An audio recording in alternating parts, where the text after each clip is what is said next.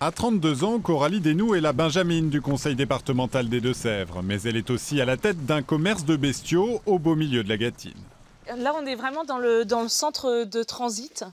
Donc là, tous les animaux vont être stockés quelques jours. Le choix de François Fillon, la jeune chef d'entreprise, ne l'a fait que très récemment, comme beaucoup des électeurs de la primaire. Pourquoi François Fillon ?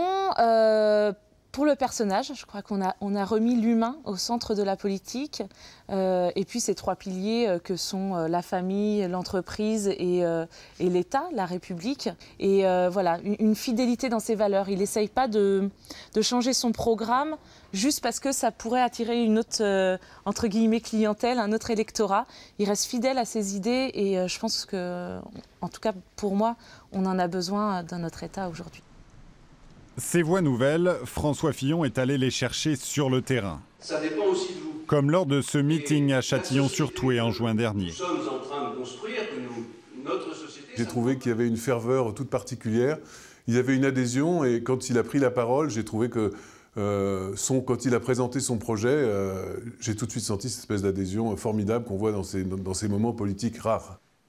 Hervé de Talouet-Roy est un soutien de la première heure. Et s'il admet avoir été agréablement surpris du score de son champion, il voit des raisons objectives à ce succès que personne n'avait annoncé. François Fillon a écrit il y a quelques mois un livre qui s'appelle Faire, qui a été quasiment un best-seller pour un livre politique, et où il explique son projet pour la France. Et je crois que ce livre a été extrêmement apprécié parce en fait, les gens ont découvert un homme politique qui a la stature d'un homme d'État. Une stature et des valeurs qui rassurent un électorat nouveau dans cette primaire nouvelle. Reste à confirmer cette adhésion dimanche prochain.